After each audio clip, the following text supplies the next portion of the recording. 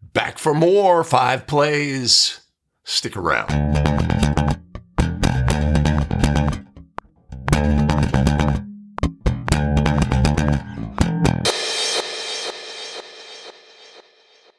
Greetings. Welcome back. 5 Play Friday, show where we look at all of the things, analyzing game video so that we can get better as basketball officials. My name is Greg Austin with A Better Official. We craft video to help basketball officials get better. Let's take a look today at our first play. It's a you make the call play.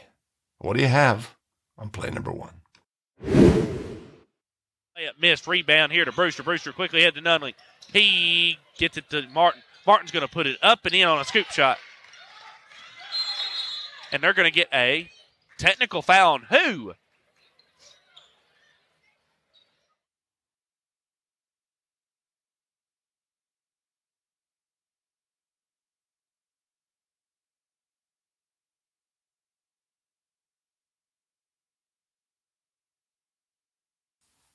Defender contacts the basketball during a throw-in. Technical foul is assessed. Is that what you have on this play? Put your ruling down in the comments and stick around to the end of the show today where we'll look at all of the things on play number 1. Okay, next play.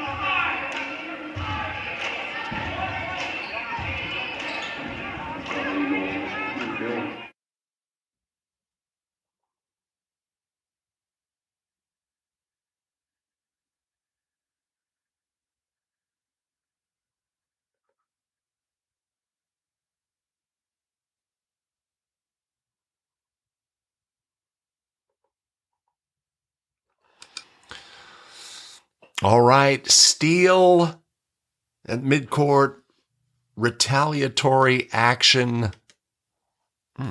Steal at midcourt, retaliatory action on the resulting play, right? When we get scenarios where we have that midcourt steal, oftentimes our defender is looking to do some retaliatory action. They're pissed off. This little guy just stole the ball from me.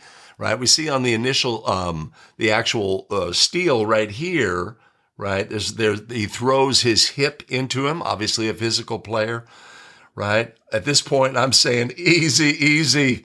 Right, and then we have the chuck. Right, so and our officials are thinking, wait a minute, was that a shooting foul or not a shooting foul? But we have to evaluate the foul itself. Right, the chuck of the player. Does this rise to the level of an intentional foul for excessive contact? I'd say it does. This is unnecessary action, not a play on the ball, push from behind, etc.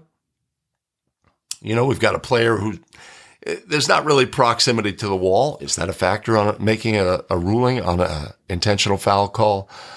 To me, we need to discuss whether this is an intentional. To me, this is an intentional foul. It's unnecessary. It's excessive. If, as a result of that, it's not a play on the ball, etc. But, right, always looking for retaliatory action from players. I think we had it on this play where the out of disgust, we have the shove from behind. To me, this brings it into the realm of an intentional foul. How about you? Put your ruling. You disagree, right? It's just a hard foul, man, or it's just basketball, man. I can appreciate that as well, but it's not something we want in our game.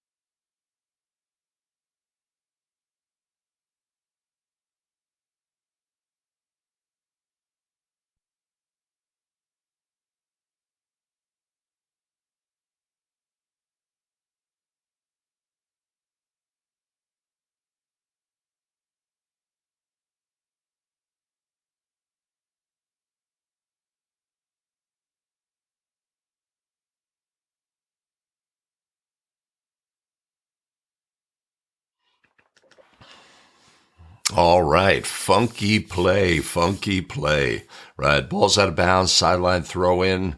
Our administering official here does a great job, just like talking to the players, getting them set, etc. We're at the right throw in spot, right? I would usually say hands back to my defender in this situation. The ruling here is that our defender violated the boundary plane and contacted the basketball. Is that what happened on this play? Now, obviously, we do not have the angle that the official has on this play, right? But let's look. There's a number of things. And again, throw-in plays, so many things can happen. Did the throw-in begin, right? We administered the throw-in. Did the thrower have control of the basketball after it was handed or passed by the official, right? That's our first judgment we have to make. If he did, then our throw-in has begun. All restrictions on the thrower and the defender are in place. We're bouncing to the thrower. Did he ever hold the ball, right? The ball sort of comes up, etc. You could say at this point, hey, redo. Right? I bounced the ball to the thrower. He never caught the basketball. But throwers don't always catch the basketball. Sometimes we bounce it to them and they just tap it into their teammate. Right? So, but did they release a throw-in pass onto the court? Which would, once you release a throw-in pass, the defender may then violate the plane. Right? But a great thing that our official does is they wait. They process. What did I just see? I saw a defender violate the boundary plane, contact the basketball. That's the ruling on the play. And then we have subsequent action where they go and do a great job talking to the coach, etc. So let's look at some of all of the things on this play. Right?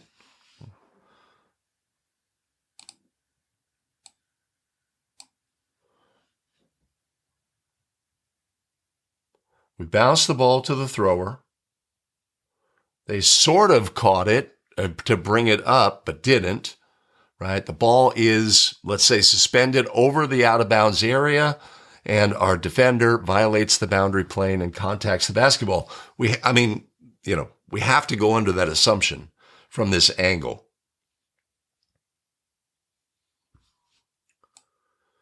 But I really like here, we've got our calling official says, I will explain this to you, coach. Let's do it in your coaching box. That's fantastic. That's fantastic. That's the way to do it, right? I will explain. Here's what I had on the play. I had the throw-in had begun. The player violated, contacted the basketball. That's a player technical by rule, etc. We can use all of our skills there. Yeah. A funky play, not a play you see every day. Yeah, right? But a couple of key components of this play are processing, making the ruling after processing, but unusual play in a dark corner. You're not going to get any help from any of your partners on this play. None whatsoever.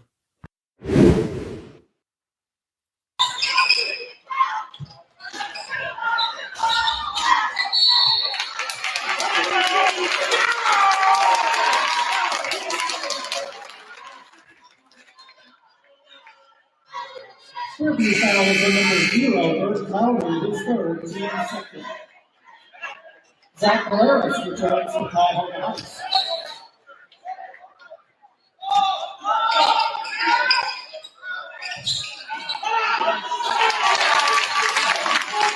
Kyle Porter.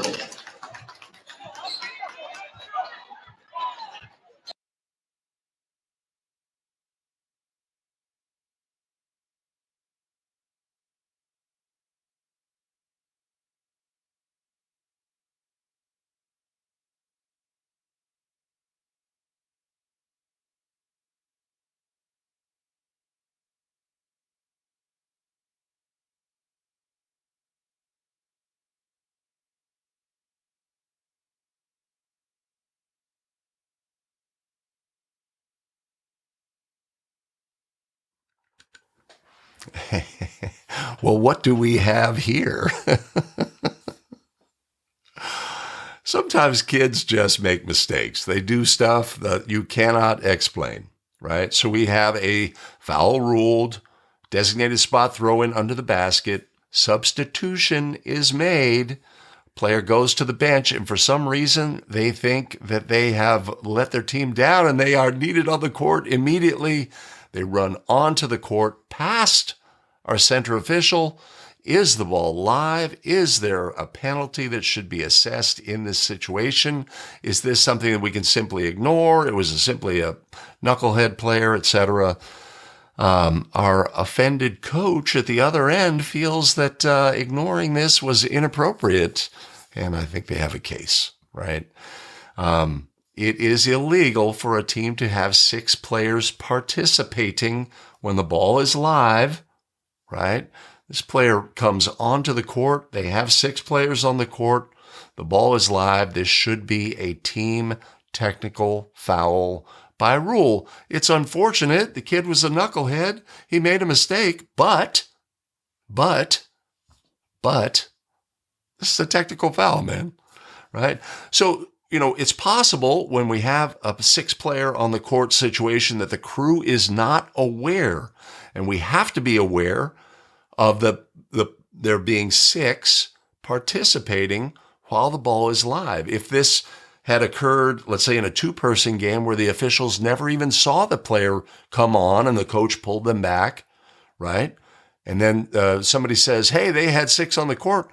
We need to observe that, right? And in this instance, the official clearly did observe it and, ignored it. Right? And that would be inappropriate in this situation. This should be a team technical foul for 6 players participating, right? If our opposing coach is saying, man, you can't ignore that. Yeah. We can't ignore it. It's just business, man. It's just business.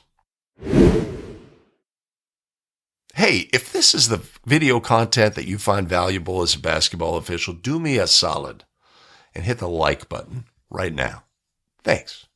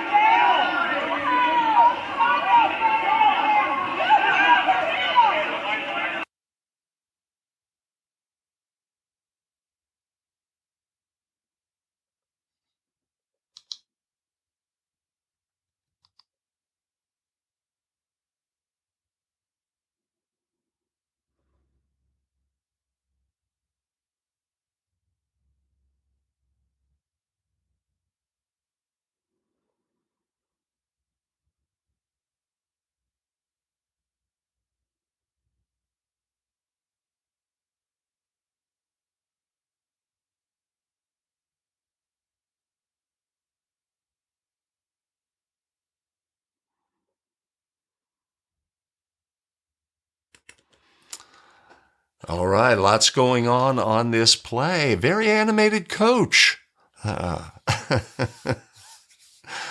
So on this play, we have a coach who's waving their hands in the proximity of the thrower. Ultimately, the throw-in pass, which was released onto the court, is contacted by the coach, kind of looking out of the corner of his eye at the thrower and taking maximum use. Right. This action by the coach should have been a technical foul. This is inappropriate. The official asked him to move. He moved closer and contacted the basketball during a throw-in, even if it was not intentional and was inadvertent. That is a technical foul and should be ruled in that fashion. Now they're pleading like he can't call a timeout, falling out of bounds, mimicking rules at other levels.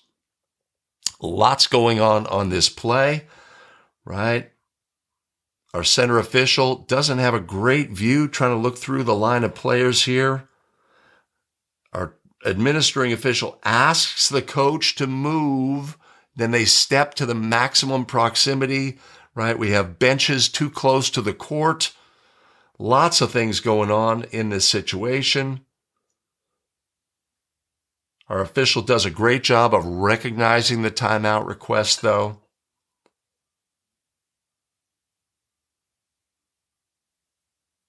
Yeah. That's a tough play. Our administering official takes their eyes off of the thrower in this instance. That's something we can look at here as well, right? We have a 3-person crew, so we have help. Let's go here.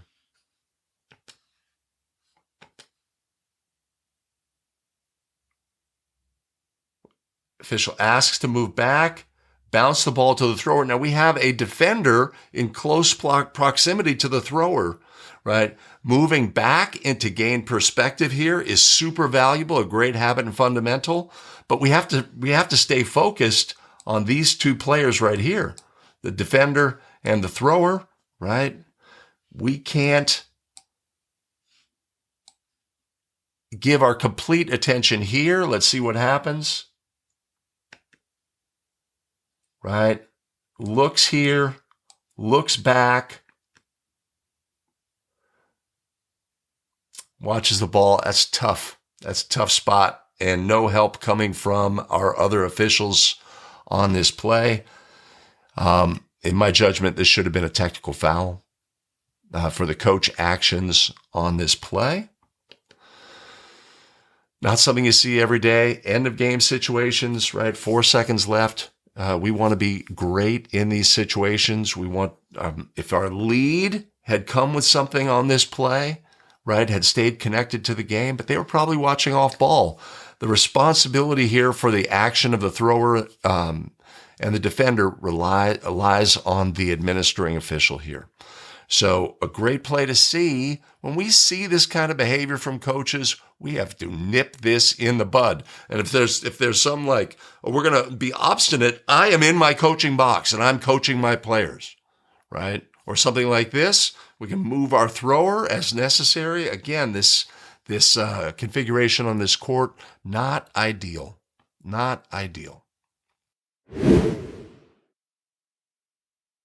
Hey, back at the start of the show, we had that throw-in technical foul.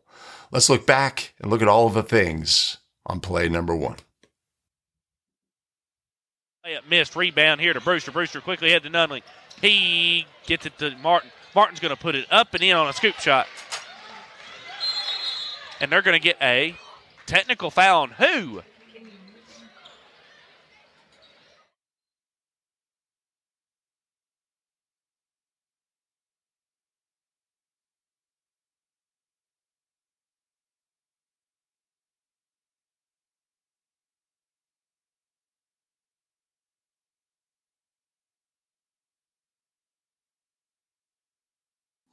All right, the wild, wild west of a throw-in after a scored goal when multiple players can be out of bounds, players are moving in different directions, etc. Things can happen. We have something happen on this play. Let's look at all of the things and make sure that we understand what the rules and restrictions are in this situation. We know that a player, a defensive player, may not, a defensive player may not violate the boundary plane and contact the basketball during a throw-in. That is a restriction on a defender. Okay?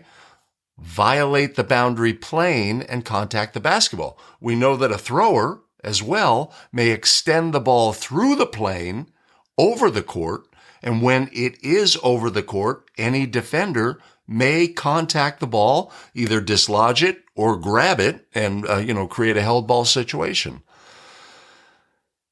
And these situations only occur, in this after a scored goal situation.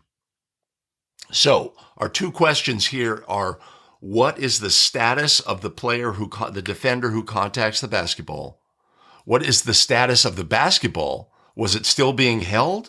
Was it extended through the boundary plane? These are all variables on the play. All right, scored goal. The defender, the offensive player who scored the goal, their momentum carried them out of bounds. They're entitled to be out of bounds. Our thrower, oftentimes throwers will take the minimum amount of space from out of bounds. He's clearly out of bounds here, and he's going to attempt to throw in, but his momentum brings his body forward and the ball is extended over the court.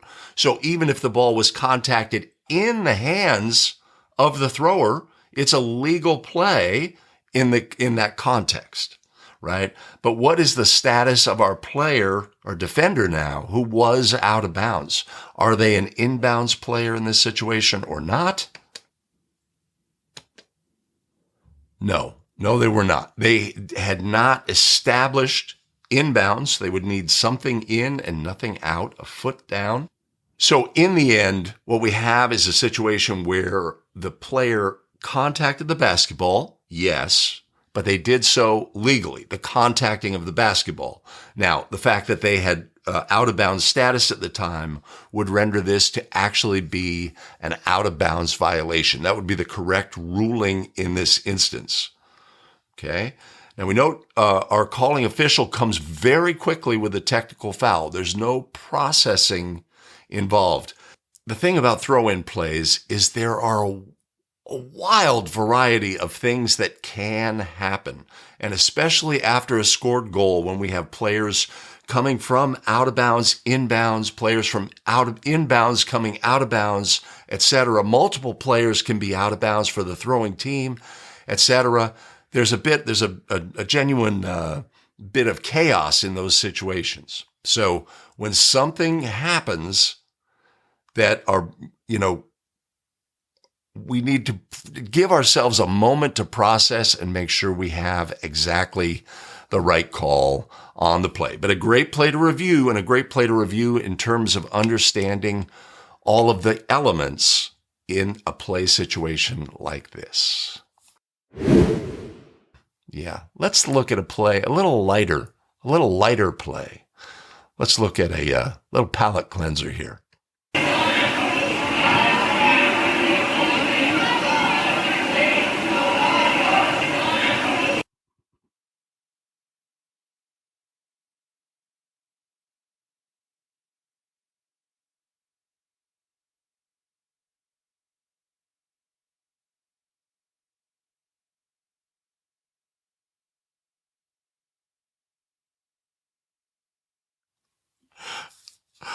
I cannot get enough of this play. There's so many elements here that are hilarious. Let's take a look. This may be ruled a flop. Yes, this may be ruled a flop by an offensive team, so the team's going to get the ball back. Oh, but let's take a look, right? First of all, we have the prone player, right? Just like, I have died. In addition, let's look at the teammate of the player on the floor. Looking at the defender, what did you do to my teammate? Hey, and our administering official is like, oh my God, no way. Tremendous. But of course, on a serious note, we see the behavior of the player, right? The visual clue is always the head and the knees, right? We see the player on their own throw their head back, buckle their knees, right? This is the essential flopping action where they're trying to embellish contact. I love the calling official here is like, yeah, I can't get enough. I like the play. I like the play. Hey, thanks for joining us today for 5 Play Friday. Much appreciated, much love. Special shout out today to our show's supporters who help fuel our broadcast. Much appreciated, much love. You can always buy us a coffee. I'll put a link up above. Awesome. We have additional video content available for you here. Take advantage of that, and we'll see you in the very next video. Take care, everybody.